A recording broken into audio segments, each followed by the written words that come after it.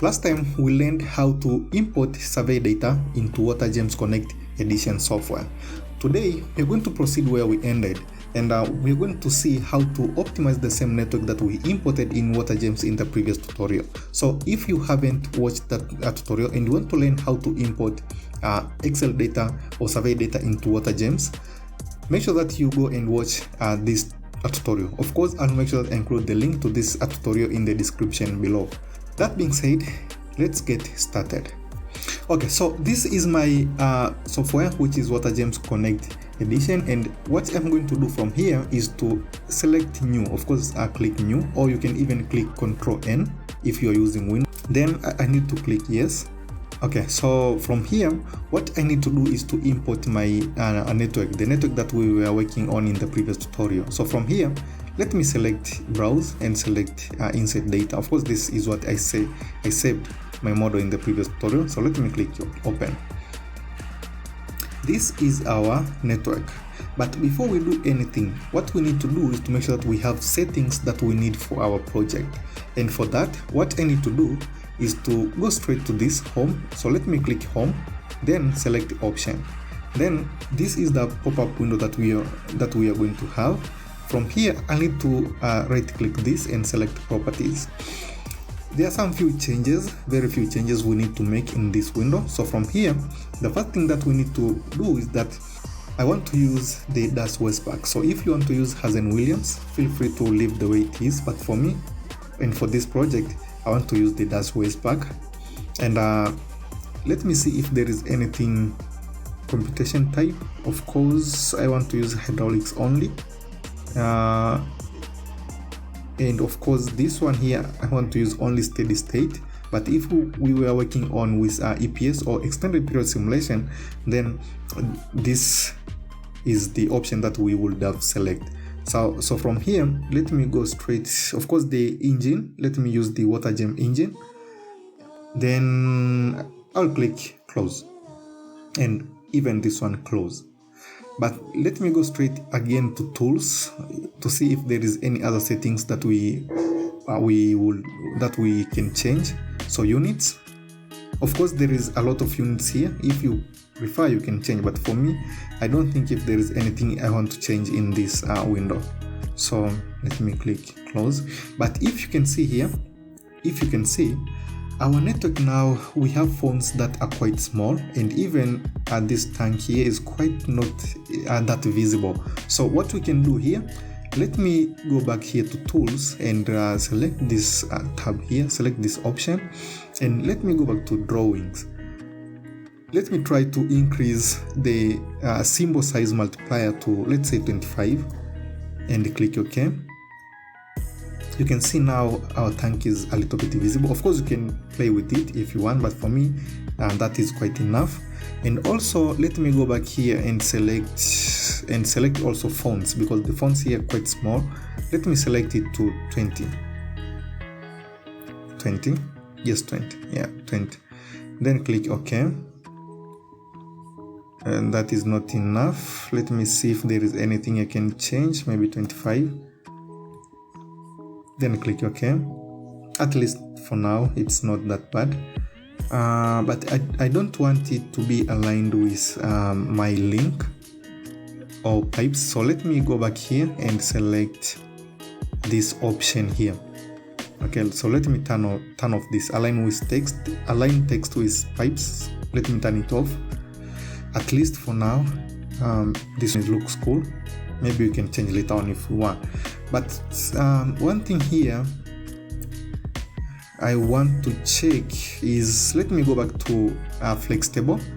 Let me open flex table for pipes and see if there is anything that I can change. For now, we have the pipe diameter set to 152. For me, I think this is quite large. And also we have the pipe materials and the dash pack coefficients. Okay, so what I need to change, let me first change the material. Of course, for these few pipes, let me move this a little bit. Let me change the pipe material for LO2, for LO3, 4 and 5, up to LO5. This is LO5. Let me change it back to DI.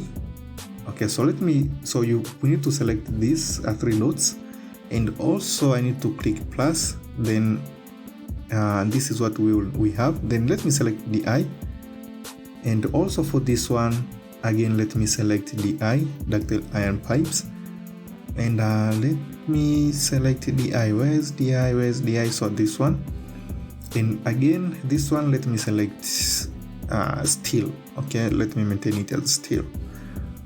Okay, so from here, if you can see, we have the precision for dust waste coefficient is quite small. Okay, so let me right click here, because if you can see here we have 0.000. It seems as though there are some few numbers here and they are not visible.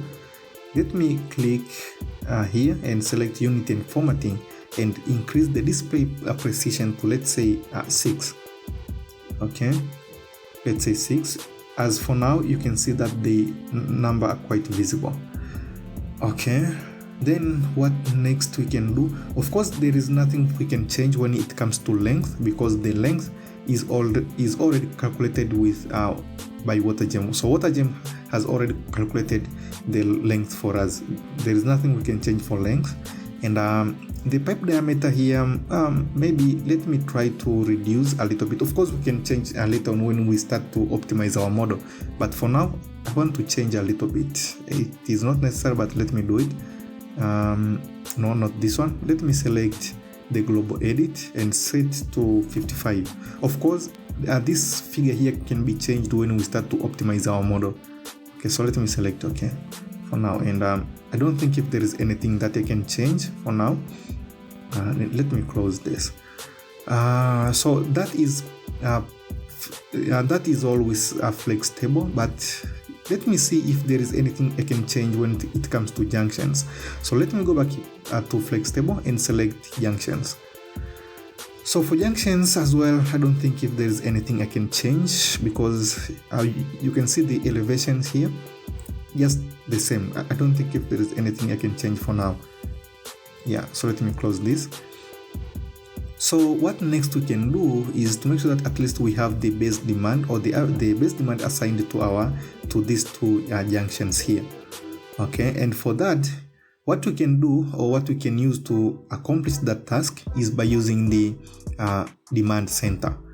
Okay, so as far as the demand center is concerned, we have 2 options here. So the first one is by using the demand control center, and the other one is by using unit demand control center. So in the previous tutorials, we have been using the demand control center, but for now, let's see how we can use the unit demand control center. Okay, so let me select this unit demand control center, and of course click yes. Okay, so this is what we have. Of course, you can see here it is a blank, there is nothing here, and what to do is quite simple, is to select this one and select add demands. Remember, we are dealing with the unit demand control center and not the other option. So instead of selecting initialize the demand for all elements, because our focus is only in these 2 junctions here, okay, and not the all junctions. So from here, what I can do is to add demands. Okay, is to add demands, and I need to select this junction here, so this last junction, and click this tick. Okay, click tick. Okay, so this is what we have, but if you can see, we have some few changes here that we need to make. So the first one is the unit demand, of course by now is count, and also we have the unit load, and here there is something here that we need to change, and let me select these 3 dots here. Let me select this, and we need to add some few data here. Okay, so from here, let me select so you have the 3 options here, the area demand, the count demand, and also the population demand. So for this tutorial, we are going to deal with the population demand. Of course, feel free to explore the other options. So for now and for this tutorial, we are going to deal with the population. Okay, and let me mark it with let's say unit demand for 750 people. okay, 750 people. Okay, so we have changed the name to unit demand 750 people. Of course, this is the population that we expect this junction to save. Okay, so the next thing here, if I move you to these tabs, you can see we have the unit demand, which is in, we have two options, which is the unit demand, which is in liters per second, and also population units. So if I right click here or left click, you can see we have some other options here. Okay, so we want to use the population unit as capita, and also let me check for library. I don't think if there is anything I can change. For now, this is what we have. So we need to establish the unit demand. Okay, unit demand. Again, this one here varies from country to country, and it's depending on which manual or the design manual that you are using. So to make things even simple, let's assume that we have 25 liters per capita per day. Okay, 25 liters per capita per day, and we also need to introduce some factors like losses and even peak hour. Of course, we are dealing with a steady state. Just to make things as simple as possible, we are going to use here 0.00086. Okay, 86. Remember, this is in liters per second, not liters per capita per day. So for now, it is 0.0068 liters per capita per second. As simple as that. So after that, what I need to do is to click close. Yeah, close. And we also need to specify the units demand. So from here, as I said, this junction here, also the other junction, we expect it to save 750. So that's it, and let me select the unit load to this one here, as of course we set it earlier. Of course, we can also set the pattern, but because we are dealing with a steady state, a normal steady state analysis, there is no need to change. So I'm going to leave it as fixed. So if you were dealing with EPS, so possibly you would have been required to introduce the pattern here, but for now, this is what I have. Okay, so just a quick recap. We expect this junction to save 750 people, and also we set the unit load. Of course, we clicked this one and we set the parameters as we want. Okay, then after that we need to click OK. So this is what we have. So if you can see, what WaterGEMS did is that it took the total number of people, which is 750, then it multiplied with the demand, of course, that we set, which was 0.00086. Okay, so I remember that was liters per second, to get this figure here, which is the demand, which is the average demand, of course. And the pattern, of course, we have nothing to do with pattern for now, because we are not dealing with the EPS. So I don't think if there is anything that I can change for now. So let me close. So for this node, you can see we have the unit demand here, which was this one. We also need to introduce another demand in this junction. Okay, so to do that, what I need to do is to go back here to demand center and select the unit control center, of course, yes. We also need to introduce another, of course, demand, and let me select, okay, so let me select this junction and click OK. Then we expect that junction to save like 800 people, 800, and also we can use this one, but I want to change it a little bit. So let me click this one once again and add the population. Okay, the population. So let me say this is unit demand, the unit demand for 800 people. And again, we also need to insert here the unit demand, of course, in liters per second, not liters per capita per day. And let me use the same. Let me change a little bit. Let's say 0.000. Let's say 9. Okay, 9. Let me click OK. Let me click close. And again, we need to use, so for for this junction, I need to use this one with 800. Okay, 800, then let me click OK. After that, let me close this and double click this J14. So if you can see, is that we have here, we have our demand selected. Okay, so for this junction here, if I take you back to demand center, no, not this one. If I take you back to the unit demand, you can see we have the total number of people. Let's say total number of people, which is 800, and also we used the demand unit as this one, 800, and also what WaterGEMS did is that it took this 800 and multiplied it with this figure that we set in this unit demand here. It took 800 multiplied with 0.0089, if I'm not mistaken, to get this value here. Again, as I said, water demand is a very broad topic, but for now, just to make sure to make things as simple as possible, that is what we have. So the next thing that we need to do is actually to run our model. Okay, so remember, we are taking water from this tank here all the way to this junction. So if I click this tank, you can see the properties are there. Okay, so there is nothing here we can change. Okay, there is nothing here we can change. And let me run and see what I have. But before we run our model, let us validate it. There is nothing, there is no error. So we also need to compute. So after validating our model, we need to compute our model. Okay, so this is what we have. Of course, the flow demanded was 1, but there is something here that we need to change, right? We need to change. So let me click any pipe. So let me click any pipe and let me go back here to flow. I think the precision here is quite slow. Let me right click and select units and formatting and increase it the display precision to 2. Let me select 2. At least now it makes sense. But let me see if there is anything. I need to display the flow in my pipes, the flow. So let me go back here. And select this. Let me turn off the label.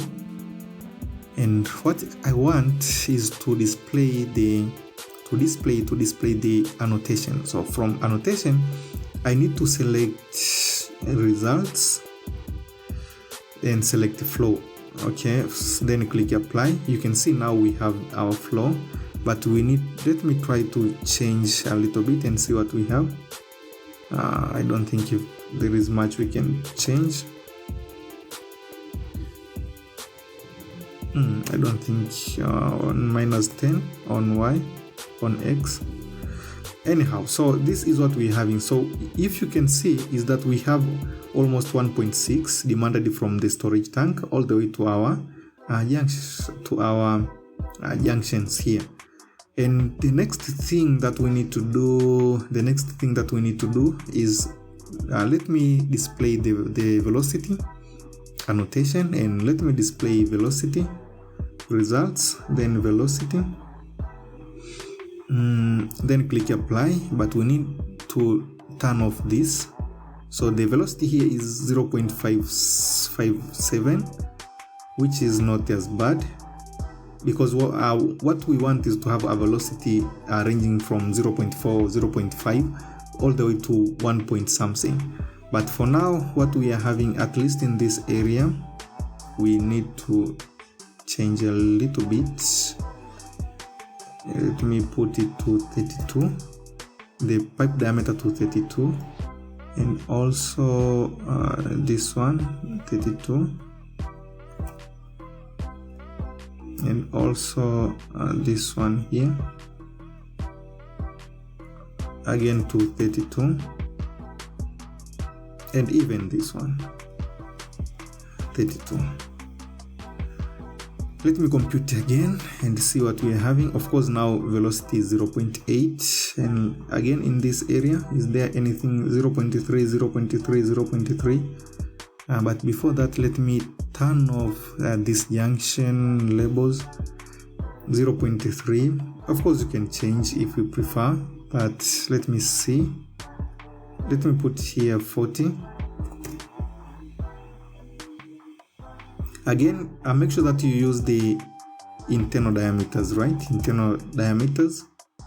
That is very important, and not the outside diameter. So 40, and even this one 40. And again, to change these diameters, you can even use the flex table. I think that is the easiest way. And let me run it again. At least now it's not that bad. And again, so we have here 0.57, and also here we have 0.8, 0.57 again. Let me again go back to junctions and add another annotation. And so for junctions, I want to display the pressure, and let me click OK. But I don't want to display a pressure in a kilopascal. What I can do is to double click any junction. Let me go down here and select this one. So if you can see on the results, you can see here we have the pressure in kilopascal. So I need to right click and select. So right click and select unit formatting and select the, of course, meters of water column, and the display precision, let me set it to 2.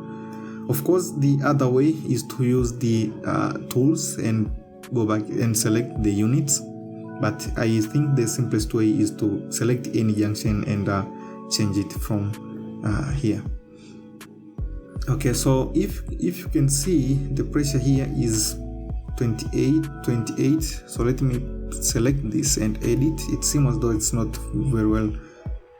So in Y direction, in X direction, we need to move it in positive, let's say positive 10. So at least now we are pushing the values in this direction. And also let me select it 20, at least now. So this here is 25.48. And of course, that's what we have, okay? So the next thing that we can do, of course, you can prepare a report for your model, but I don't think if there is anything that I can change for now. Let me prepare a simple report for my model. First, let me select the pipe inventory report, of course, to display all the pipes that we used in our model. Of course, you can select this one, let it generate the report. Okay, so this is where, of course, you can even save if you want, or you can even print. Okay, so there is nothing here I can add. Let me go back to report and select scenario summary. Okay, and this is what we have. Of course, feel free to go and play with them, but for now I think this is what I wanted to share with you guys. Again, make sure that you go and watch this tutorial. Of course, you can learn how to import your data in WaterGEMS, and not just that, make sure that you click in the description and also follow our channel in other social medias like Telegram, LinkedIn, Facebook. Okay, you know what I mean. And again, thank you for watching, and I'll see you in the next tutorial.